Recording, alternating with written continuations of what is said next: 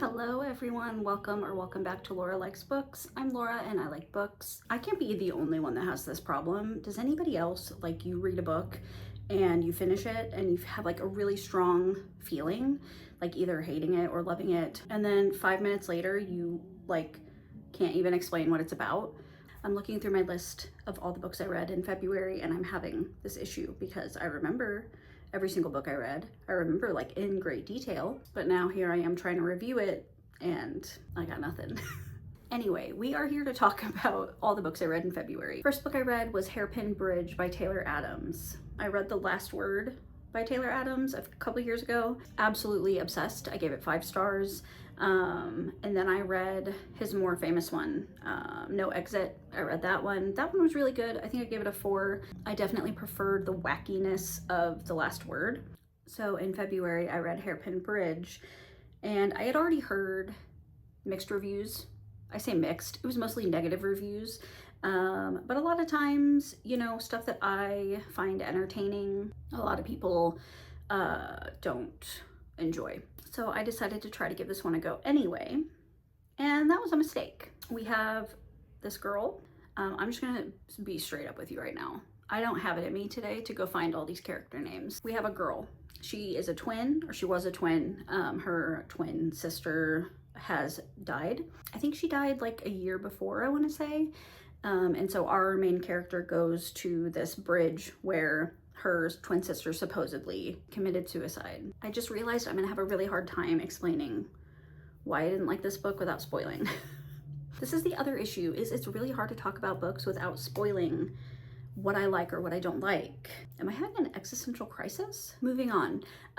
So she goes to this bridge and an officer is there who like was there the night that her sister went there as well. And so basically they just start talking about what happened. She starts asking a bunch of questions. Okay, this actually might be a spoiler. So if you don't want to hear a spoiler, just skip ahead. But it's discovered pretty early on that she thinks her sister was murdered, that she didn't commit suicide. So she is like purposely filming or taping him or whatever to try to get to the bottom of what she believes happened. I say this all the time. There is such a thing as too many twists. There is such a thing as twists that don't make sense. Putting a twist in a book doesn't automatically make it good. I don't know if anybody's out there saying that it does, but I'm here to tell you it doesn't. And this is a classic example of too many twists that didn't make sense. All it did was make the story more convoluted. There were things that were revealed in the later part of the story that made the earlier twists like completely not make sense anymore. I don't know, maybe it was me. Maybe I just didn't get it. I also read The Award by Matthew Pearl. On a happier note, this book I gave 5 stars. This book was very, very reminiscent of The Plot, which I read a couple of years ago. We have this aspiring novelist, David, and he is trying to gain some recognition and some fame with his writing. He ends up being neighbors with this really famous author, Silas. And when David kind of mistakenly ends up getting this award, Silas is suddenly like more interested in him. A string of events occur that involve deceit and murder, explores themes of jealousy and the publishing world and kind of the lengths that someone will go to get what they want. Our protagonist is completely unlikable, super pretentious, very annoying, but at the end of the day, there's nobody really else to root for, so you make do with what you have. Speaking of jealousy, I also read Immaculate Conception by Ling Huang. This author also wrote Natural Beauty. I think I ended up giving both of her books 4 stars. In Immaculate Conception, we have Anka and Mathilde. They are best friends, they go to art school together, and they slowly begin to drift apart. Anka is very envious of Mathilde. She is very codependent with her. She's very jealous of her creative abilities. With the help of this new advanced technology, she is able to like kind of inhabit Mathilde's mind and kind of see how she thinks and things like that. I don't remember exactly why she does it or how she does it. The main themes that I enjoyed in this book were about mainly consent different types of consent, different types of ethical boundaries where technology is concerned. Honestly, it had all the qualities that I enjoy in a book, and I did enjoy it. It's just there's something about Ling Ling Huang's writing that is hard to keep my attention the whole time. Like, it's good writing. There's just something about it that doesn't quite stick the landing for me.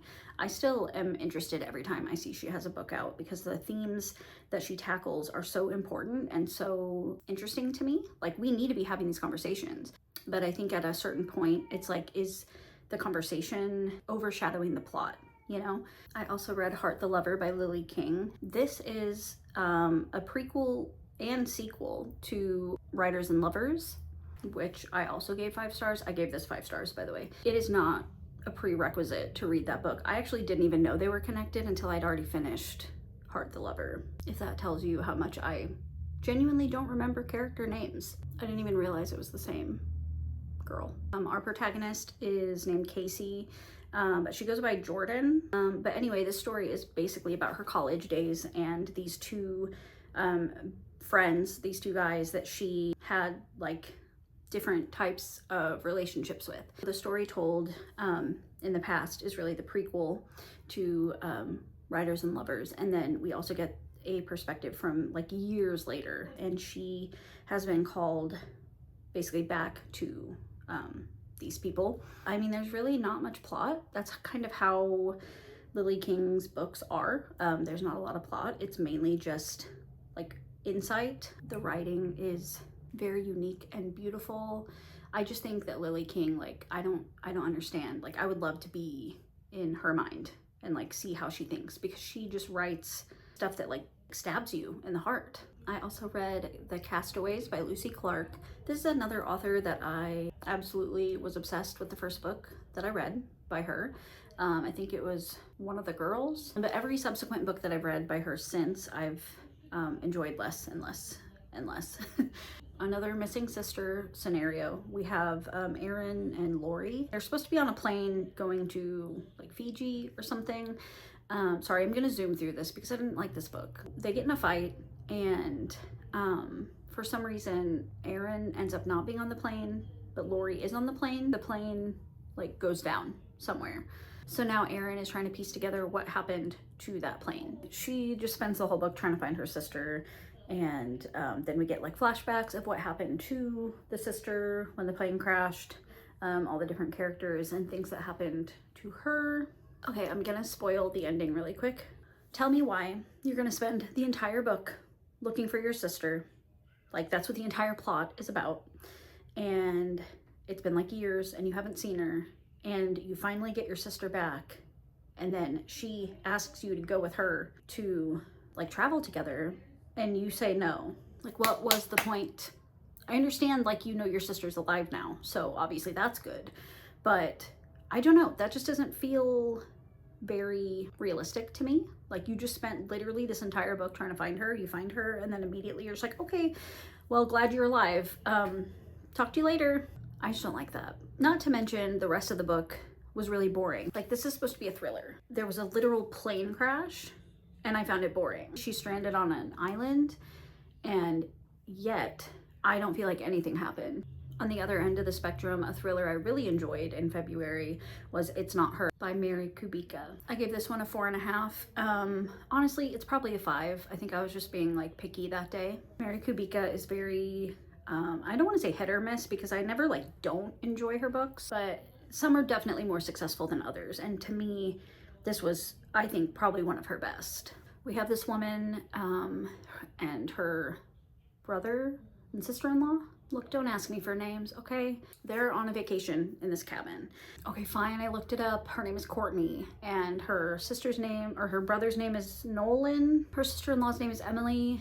Emily and Nolan have a 17-year-old daughter named Reese, a 14-year-old son named Wyatt, and then there's some other kids involved too. Courtney wakes up, and her brother and sister-in-law have been murdered. She goes over to their cabin, finds them, and the son is sleeping upstairs and the daughter is gone. She's just missing. The ultimate twist in this book was so good. Through the entire book, I thought I knew where this was going. And then it took like a hard left turn into a twist that I probably could have figured out, or like when you look back, it's one of those that like when you look back, you're like, okay, yeah, that makes sense. Like I can see why that would be the twist, but you won't see it coming. Yeah, it's a lot of, I mean, the whole book is just them trying to figure out like what happened, who killed these people, where's the daughter, did she have something to do with it, is she a victim, is she dead somewhere? The son, Wyatt, he's also kind of weird and he like sleepwalks, and so there's like suspicion around him. I'm so excited for whatever she puts out next. I do feel like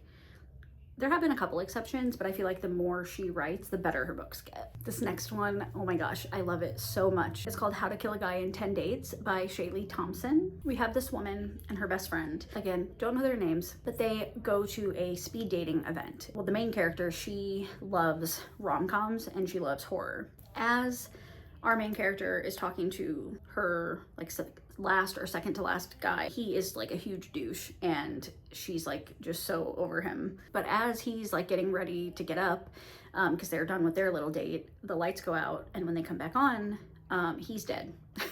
Oh, you know what? The names are actually really important in this one because they're taken from horror movies. The main character's name is Jamie Prescott, like Sidney Prescott, and I'm assuming Jamie's like Jamie Lee Curtis, unless there's a Jamie in horror that I don't know of, because I haven't seen a lot of horror movies. I got most of the references though. But yeah, there's a Wes, there's a Jason, there's a Michael, and then like every chapter has, like the beginning is a famous rom-com quote, but then some of the words are changed to fit the horror vibe, if that makes sense. It's all connected. And so our protagonist has to like use her horror knowledge basically to try to figure out what the hell's going on. I thought it was a perfect blend of the rom-com and horror together. I am sure they exist, but this is the first book I've seen that really combines slasher with rom-com. I've seen mystery rom-com. I've seen horror with like romance, like gothic romance. This is the first rom-com slasher that I've seen. This is really the first book like this that I've seen, and I could see them. Who's them?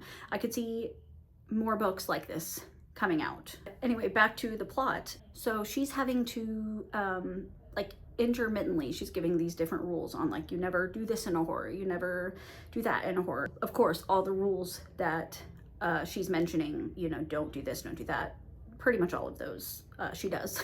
I don't think this was like the perfect book. There were definitely some issues I had with like the reveals. I don't feel like they were like necessarily twisty enough, but the amount of sheer joy that I got and fun that I had while reading, yeah, it was so good.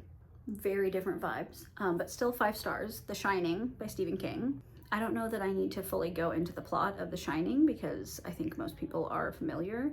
I actually had only seen bits and pieces of the movie, and that's when I was a kid, so I didn't even, honestly, I went into it kind of blind. We have Jack Torrance, who is taking over managing or running this hotel, and then his son Danny has like telepathic powers. He can kind of hear people's thoughts. He, you know, can see like spirits, and he is like kind of has this imaginary friend who has warned him about this hotel and the things that are going to happen there.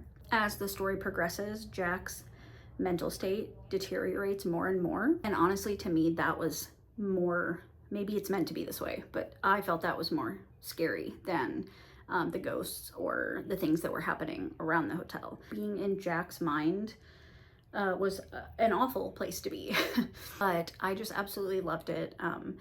I mentioned this in my review, but Stephen King is just one of those people who can just meander on page about nothing, and I will still be hooked. He loves to go off on his little tangents. I mean, yeah, I would consider The Shining a classic at this point. I also read Unplugged by Gordon Corman. In January, I read his other book, or one of his other books, The Unteachables, and gave that 5 stars. This one I gave a 4. I still really enjoyed it. We have this kid, and he's like rich. His dad is like super wealthy. He like has his own private jet or private plane or whatever, and he basically causes a bunch of trouble, and so his dad sends him to this like summer camp. So he gets there, and his like kind of bodyguard person has to go with him, but he gets there. There's, his phone gets taken away. There's no electronics. They don't really, it's a camp. He's like super pissed. He doesn't want to be there. He's kind of being a brat about it. And just like with the Unteachables, the main component of the story is the friendships. Very early on, he starts to kind of get a vibe that things aren't completely on the up and up with this camp, and so he tries to enlist his friends that he's made to like help him. There's also a gecko. It was just a really cute, middle grade. I'm a sucker for, found family friendships. I also read The Swamps by Serafina Nova Glass. I gave this one a 3. Honestly, I don't even remember like a lot of what happens. She's another author that for me is like hit or miss, but mostly hit. Like I've given several of her books 5 stars. And then a couple others I've given like 3s or 4s. Honestly, this one was probably more like a 2 or 2.5. But I was feeling generous that day, I guess. This is basically about this couple who like investigate paranormal activity, basically adult Scooby-Doo. They go into this town because people are missing. Maybe someone died. Honestly, I don't remember. I will say the atmosphere was good. It was very much like Southern Gothic, kind of creepy, dread-inducing like location. But I just didn't care about any single character in this story. This story was very short. I think the audiobook was like 3 hours or something. So it was like, it's like a really little like novella short story situation. And maybe that was part of the issue, is that I didn't have time to really connect with anyone or care about anyone. But yeah, I mainly just found the characters to be really one-dimensional. I found the twist to be really obvious and kind of stupid. Again, still love her writing though. The writing wasn't the issue. It's just, I just didn't really get why this story existed. Maybe I'm just over the reading about awful men doing awful things. Maybe that's the issue. I also read The Most Wonderful Crime of the Year by Ali Carter. Give this one a 4-star. This was a rom-com mystery. We have the 2 main characters. They are kind of work rivals. Our main girly, Maggie, she like really hates this guy. And she feels like he is always mocking her and he keeps calling her the wrong name. So she's just like, screw this guy. But they end up having to like go to this house together. Very much an Agatha Christie type figure. So she invites all these people to her like mansion, including our 2 like love interest main characters. And she's being really cryptic, like talking to all of them and having this dinner, and then the next morning they all wake up and she's gone. So of course our 2 main characters have to do some sleuthing and figure out what's up with her, while also like having, a budding romance. One thing, and this probably is a spoiler, but this is one thing that I kind of simultaneously found cute, but also very frustrating. The whole like him calling her the wrong name thing. This is like one of the big reasons why she doesn't like him and thinks that he doesn't respect her. And then it's revealed that actually they met a long time ago. And when they met, she had on the wrong name tag.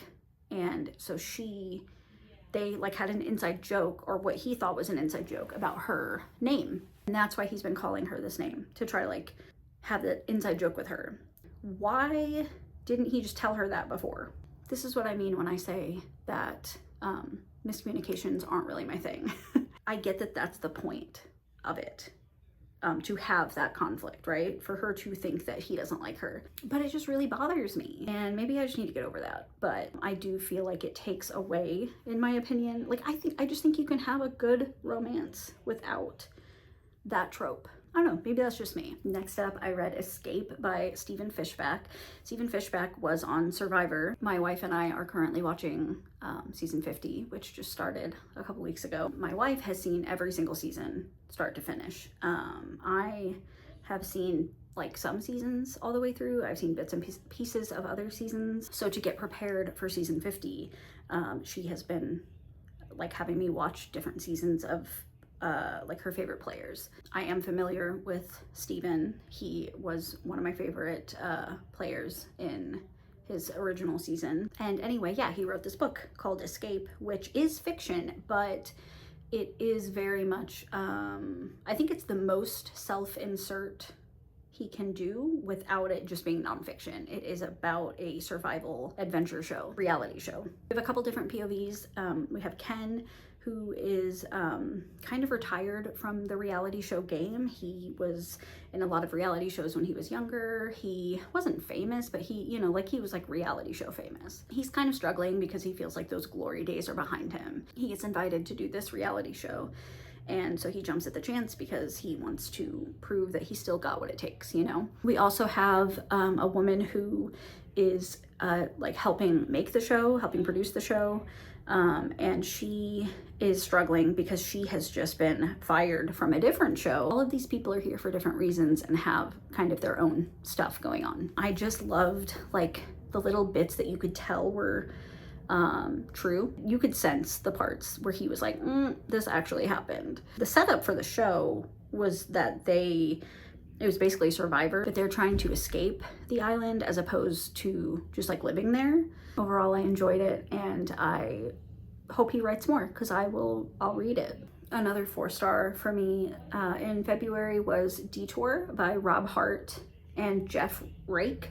I don't know who Jeff Rake is, but Rob Hart wrote Paradox Hotel, which I absolutely loved, and then he has a few books. That's the only one I've read by him. But this one involves a crew of people who go to, I forget where they go, like some planet's moon or something, and they come back to Earth after things aren't quite the way they were when they left. There's subtle differences in each of these people's lives. This is a series, and I absolutely will be picking up the second book because I'm super interested in the story. But for me, I think why it wasn't a higher rating is because we spent a lot of time before they left. And like, especially with a series, I get it, like setup, you know, that's valid. But I guess I was just disappointed by, I wanted the weird shit, you know, like I wanted they come back and what's different. Like I wanted to know that stuff, not necessarily their planning and their prep. By the end, there's obviously a lot of secret things, agendas. I really preferred the second half to the first half. I also read Operation Bounce House by Matt Dinniman, 5 stars. January, I read Dungeon Crawler Carl. I don't know why that's so hard for me to say. I mumble anyway. I'm trying to get better about like enunciating, but it is so hard for me to say Dungeon Crawler Carl. But anyway, I haven't continued in that series yet. I'm going to, but I did read Operation Bounce House, and that was an arc from NetGalley that I received. The setup is very similar to DCC, I'll just call it that. We have this guy who lives on this planet, New Sonora, and there's like robots, and they just like live on this kind of farmhouse area. It's like him, his sister, their friends. He's in a band.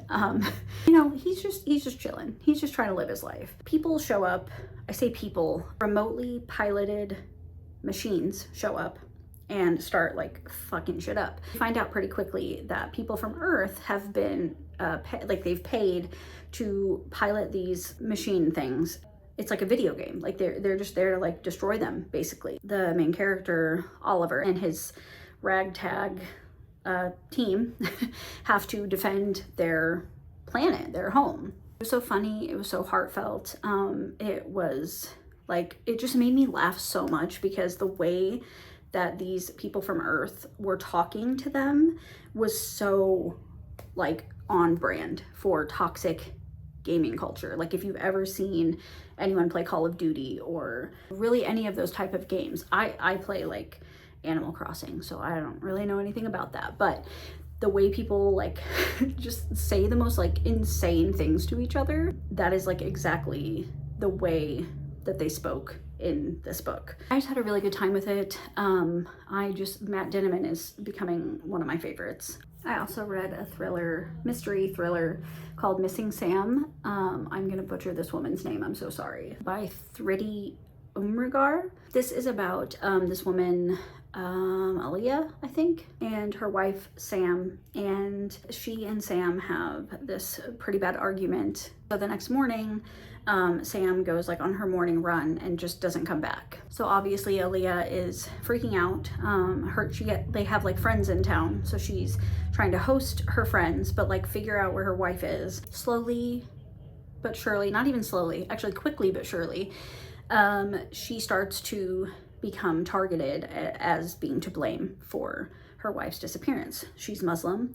She is the daughter of immigrants. She's gay. People start a witch hunt and start accusing her of being responsible of all kinds of things, really. And so throughout this whole book, she is trying to not only find her wife, but deal with news outlets and gossip columns and all of these things. So it's like, it was very frustrating to read because she's the one going through this, and yet online there are all these people like making it about themselves and acting like they have a right to her life and acting like it's their business at all. And so it was very difficult to read because I was just getting so frustrated for her. Toward the end, it got a little bit heavy-handed with the messaging. I thought the mystery was really good.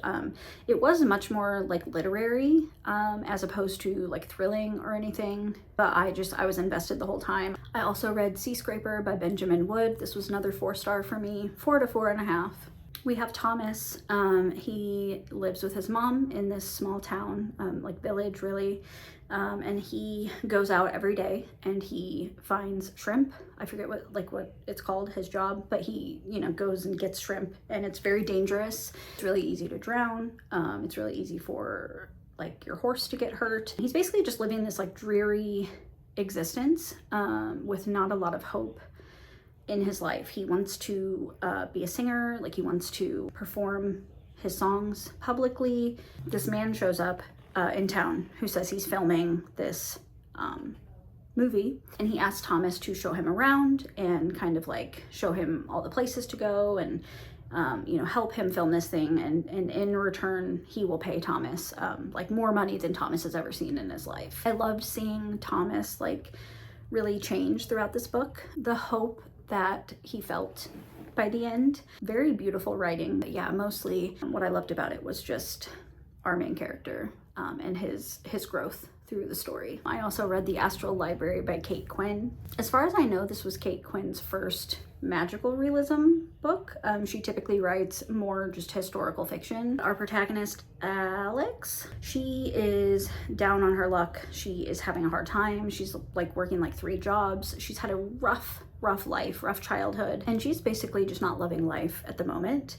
She just happens to find this doorway or portal into this magical library. So she gets there and she meets like the librarian, who is just this like lady who is like no nonsense, very funny, doesn't really want to answer her questions. She has like a million questions, but basically the setup of this library is that you can choose any book to go into and live in that book. The caveat to this is that you can only choose a book that is public domain. This obviously limits her options. She's looking at like Pride and Prejudice or The Great Gatsby or books like that. What follows is kind of an adventure of her going through these different books.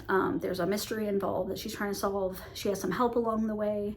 As someone who grew up reading, my favorite first like not little kid book was The Lion, the Witch, and the Wardrobe. Like that book, I believe is why to this day I love Portal Fantasy. I love fantasy in general. I wanted to escape into a different world. Those books like that gave me that escape that I needed. So I absolutely love this. I didn't feel like we spent enough time in the books.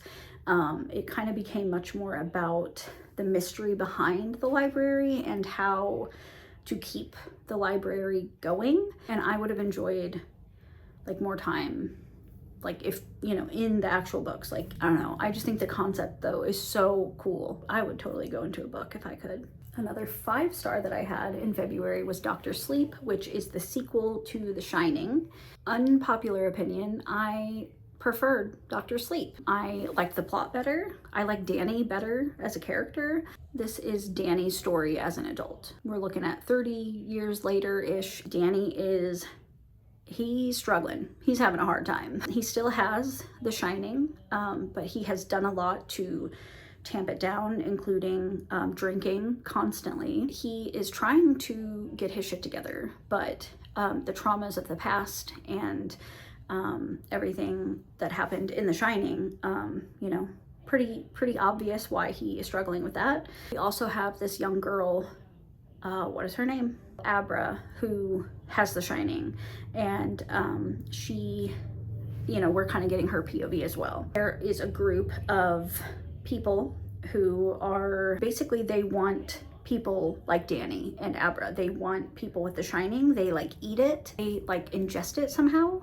I don't know, they like suck it out of them or something.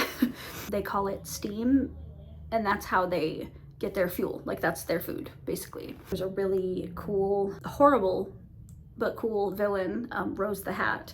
I was hooked the whole time. I think the audiobook was like 18 or 20 hours or something, and it flew by, but it was definitely one of my favorite, like, newer Stephen King's, up there with like The Outsider. I also read Good People by Padmina Sabit. This I gave 4.5 stars. It was so good. This whole book is written through interviews, just different people's perspectives. The audiobook was full cast, like actual full cast. And we have this family from Afghanistan. They have a teenage daughter, a teenage son, and then like 2 younger kids. Something has happened to someone in this family. It's very slowly revealed. It is very much a mystery, but again, it's every part of it is told through interviews with people close to them. It was actually very similar to Missing Sam, in the sense that because they are immigrants, there is all of this speculation from outsiders that they are involved somehow. It was just really interesting to get such different perspectives, like page to page. So one page we would have like parent from their community, basically saying like they let their daughter just do whatever, you know, she had no rules, she had no boundaries, not like respecting her elders properly. And then in the next chapter you have the teenage daughter, like her friends saying, oh, she was a prisoner in her house. Her parents were so strict.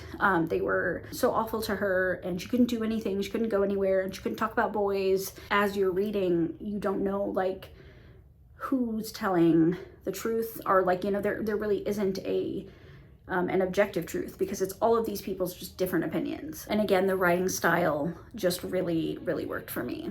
Bringing it all the way back around to Taylor Adams, I read Her Last Breath. And this was 5 stars. This is Taylor Adams' newest book. We have these 2 friends who are traveling together. They are going to go into this cave. One of them is very, like, a professional, basically. She goes caving or whatever it's called. She does that all the time.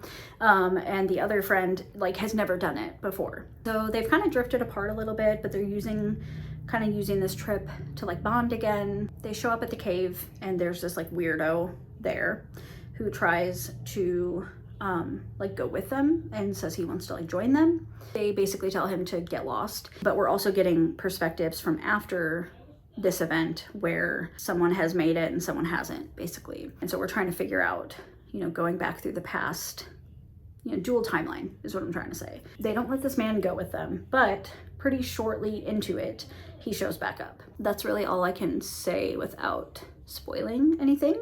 There were many twists in this book. We're just trying to get the true story, what really happened, how it happened, all of these things. We're also getting a POV from like the detective who is doing the interviews. I have no interest in ever going caving or whatever. I don't even want to learn what it's called, because I'm never going to do it, because that is my worst nightmare. The idea of being in a cave. Well, I've been to caves like for a field trip before, but it was like, you know, huge, like the ceiling was like so tall that I was okay, and I was like with my class. The idea of being in a cave, like in a small tight area, no. Reading about those moments was like so just dread inducing to me, which really added to my enjoyment somehow. I just found it to be like such a fun, scary, good time. And that is everything. Is that everything? That is everything that I read in February. Hope you enjoyed this video, and I will see you next time. Bye.